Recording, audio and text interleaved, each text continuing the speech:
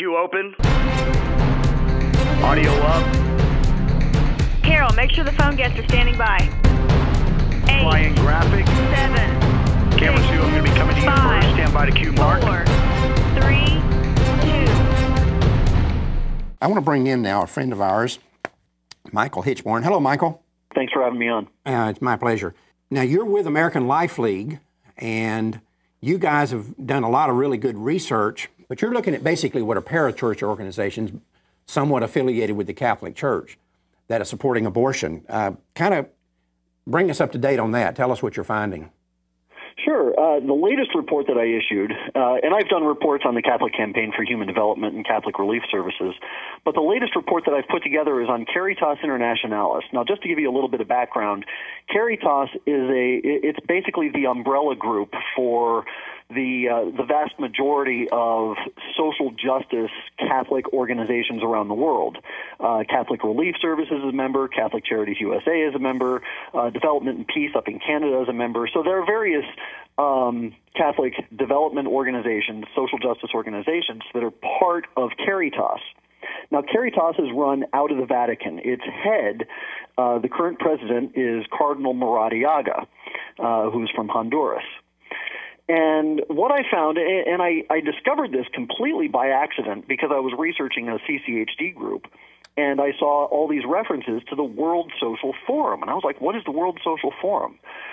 So I started looking around to see what I could figure out, and the bottom line is that the World Social Forum is, by its own definitions, an international communist organization that pushes both abortion and homosexuality. At many of their forum events, which is held once a year at different parts of the world, they've had speakers stand up and chant their, what do we want? We want choice chants. They've had people parading through the streets with this statue of a pregnant woman being crucified. And the idea is that she's being crucified by fundamentalism, which is to say she's being crucified by anti-abortionists. They march through the streets with the hammer and sickle flag, with big banners of Karl Marx. There is no doubting or denying the fact that they are an international communist organization that pushes abortion and homosexuality. Now, what I found is very disturbing, and it's that Caritas Internationalis, the Vatican-run organization, is on the governing body of the World Social Forum. And there are a whole bunch of Catholic and Christian organizations that are members or participants in the World Social Forum events. Catholic Relief Services has participated.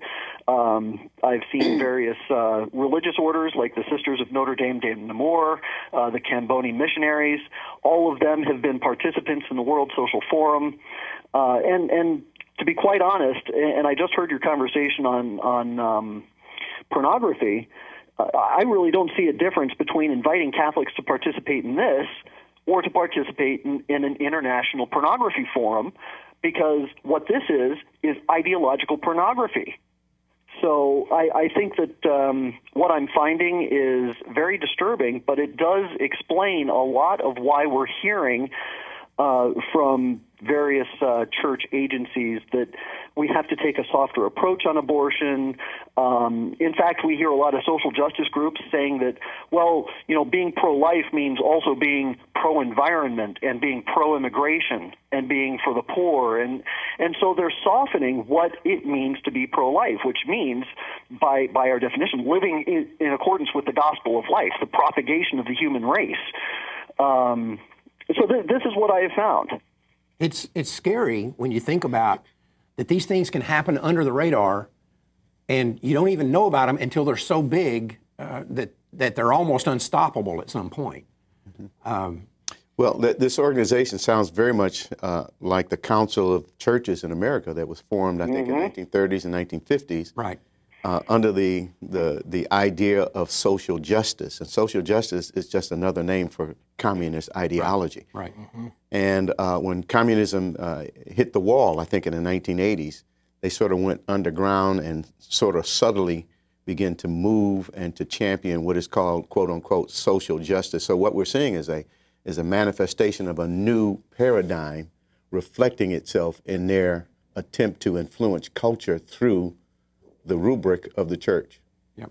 You know, Michael, I'm glad you're with us today. You and I have discussed your research on many occasions, and you know, one of the things we've both seen in many of these organizations is how you take, you find the attitude that says, oh, I'm doing a lot of good stuff. I'm helping the poor. I'm helping a lot of these other people, and somehow they think that yes, even if they are doing very legitimate good stuff in other arenas, somehow they think that can swallow up, cover over, or justify standing idly by when babies' heads are being chopped off. I mean, there's no equality between the two, and certainly doing good on the one hand can't justify can't justify tolerating that evil of abortion on the other. It's like the Absolutely. It's like the well, old you know, statement. Father.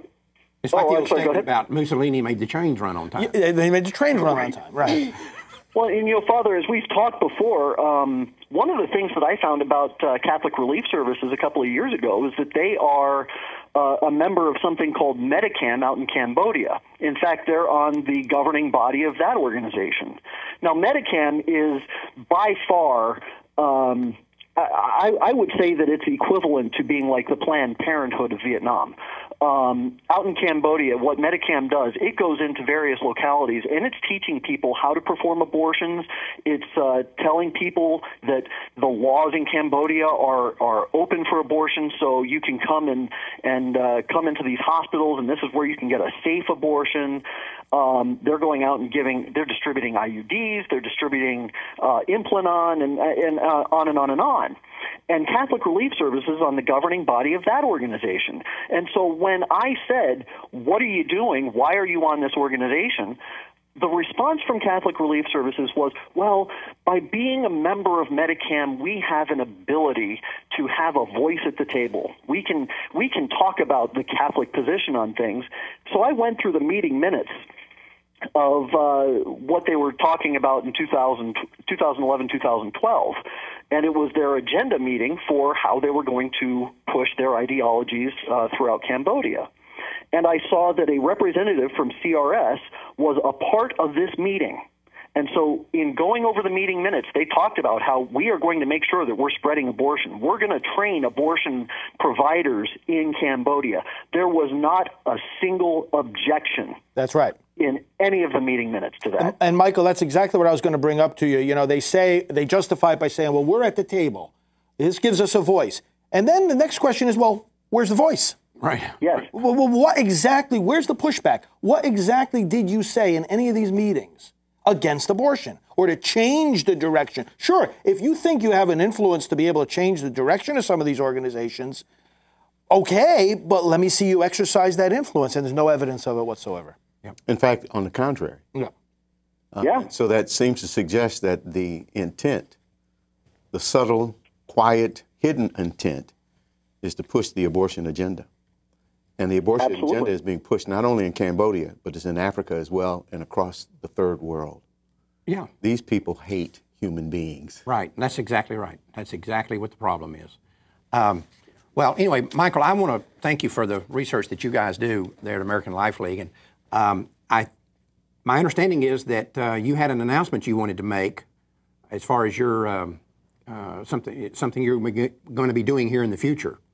That's right, Mark. I'm actually going to be leaving American Life League here at the end of the month. It was a very tough decision, but I think it's the right one. I'm going to be going off on my own so that I can conduct this research full-time, so I can devote all of my energies and all of my focus on doing this kind of research and really getting into, what kind of social justice activities are going on that are promoting abortion and contraception and homosexuality and everything else that's antithetical to the Catholic Church, but also to all Christianity. In my research, I've found all sorts of so-called Christian organizations like Lutheran Development Agency, which are promoting contraception. There's the Adventist Development Relief Agency, which is out there promoting sterilization and contraception. So I think that this research is interesting not only to Catholics but to all Christians who are absolutely in favor of the gospel of life. So what I'm starting is called the Lepanto Institute, and I should be launching it sometime in November. Well, great. Listen, I want to encourage you on that, and I'm sorry if the American Life League is losing you, because I know the kind of things that you bring to the table. So Judy Brown's losing a good guy here, but I want to encourage you in that, and I think what you're doing is very valuable, because I'm telling you, and I've said this for years, it's not the things that you see on national television all the time that change the pro-life issue. It's the stuff that goes on behind the scenes. Mm-hmm. You know, when I first brought you on and we started talking about what your role was going to be, I mean, that was one of the first things I told you, mm-hmm. is that you're going to be seeing all the stuff that goes on behind the scenes. Right. And that's where the real hard work is done. It's not all the grandstanding, you know, on Fox News or something. It's not always that. It's the stuff that goes on that nobody ever really sees. Mm-hmm. And it's the research like Michael's going to be doing that uncovers what the other side is doing that nobody ever sees. That's very important. So let us know when you get things up and running. Michael, I'd like to have you back on and talk about that. And we'd like to help promote as much of that research as we can here on Life Talk.